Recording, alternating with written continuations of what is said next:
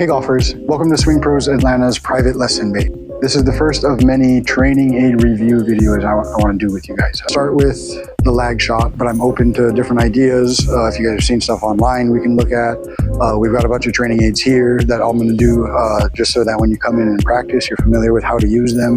Do they fit for what you're trying to accomplish at that point in time? There's a lot of training aids out there. Some of them are really gimmicky. A lot of them aren't. All of the ones, we're pretty picky about the training aids we have here. All the ones we have here are ones that we really love and are very purposeful and help deliver on what they're trying to do. So this LagShot is a great training aid for most golfers because we all tend to get very fast with our shoulders, our chest, and our arms, and those are all going to be really difficult to manage with a shaft that's really whippy like this. If I was to get really steep in the downswing over the top, as most of us are, all of a sudden I'm whipping this like an axe. Not even whipping, I'm hammering it like an axe into the ground, essentially.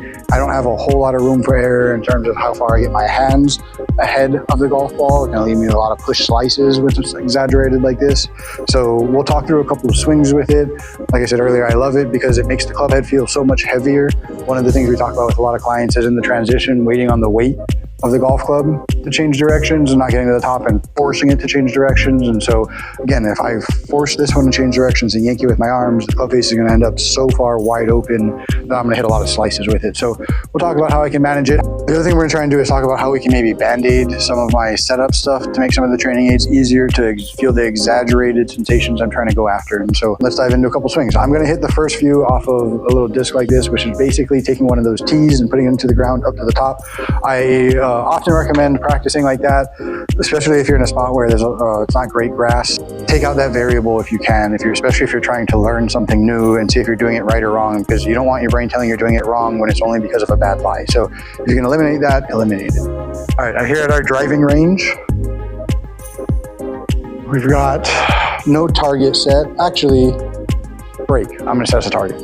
I went with 180. I made a one club challenge that I did at Kapalua Bay, my first installment of that. And I also used this for that. And so I noticed when I hit it best, I was hitting it about 180 to 185. Swing number one, I make sure my setup's right. Head and chest need to be behind the ball. So it's gonna go pretty straight. A lot of my best shots with this are gonna be high draws for the most part. I didn't hit it great. My contact wasn't very good.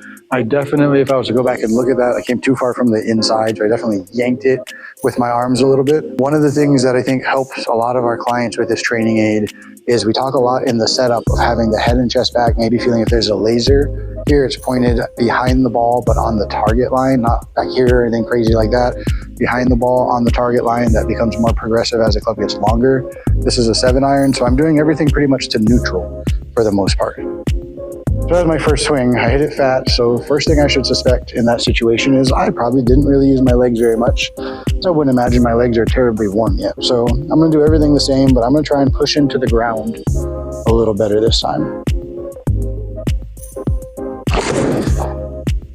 You may have heard it with the contact a lot flusher with the second one. Again, the legs, who would have thought? They make a big difference. Get in that green, not quite into that bullseye area, but 17 feet short and right. So we can see right away the idea of having my chest behind the ball makes it a lot easier for me to feel what my legs are doing on their own. If I was to start setup stacked between my tailbone and the center of my chest, it's so much easier for me to do stuff like this. Push a club like this, boom, there I am, trapped, stuck. Club face is gonna stay open. The other miss that I tend to have with this golf club, and again, this goes into stuff like driver more than it does pitching wedge, but I need to make sure that the club head goes past my hands through impact. Where I'm gonna push these a little bit is if I do all the other stuff right with my legs, but I end up here with my hands too far forward. Sometimes that starts in the setup itself, just setting up with the hands too far forward because you read online, hands in front of the ball or forward press, whatever it is.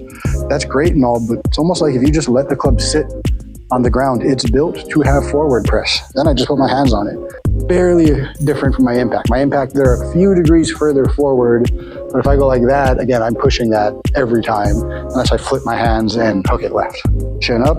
I'm gonna go through a process. If you guys haven't seen our process, grip, leverage, and positioning first. Arms on top of the body, bend, bend, bend, bend, bend. I'm gonna have to check, grip pointed at my belt line, that looks good. I said hands forward, but it's as if the club was just sitting there. I have to wiggle everything a little closer. I'll look in the mirror one more time, and I'm ready to go. Let's do it, legs. Oh gosh. let's do it legs led me to a big old overswing. So it's not gonna be our last swing of the day. I can't end on that one. You guys can slow that down in real time if you want. I'm gonna go back and look at it myself.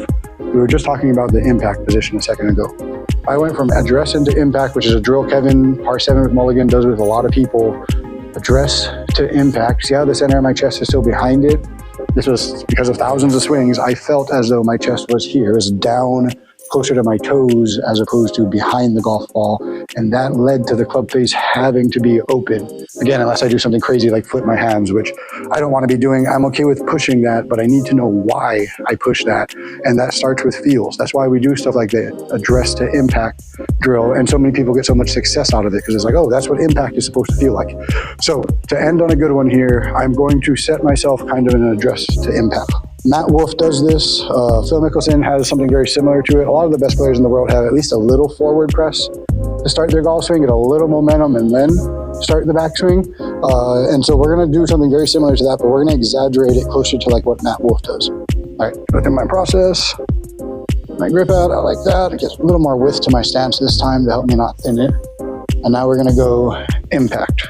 So I'm feeling my hands go forward a little, my right palm go down to the ground just a little.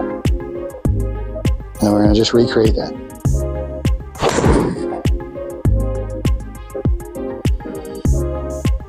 High push. I'm okay with that one. It's not tailing off quite as much as the one before it did, so I can manage that. Now I'm going to grab my 7-iron, and we're going to see if we can just recreate that feel. Turn, chest behind it, let it go past me. Turn, chest behind it, let it go past me. I got to remember, come on, legs. It's only like my 5th shot, so 6th shot.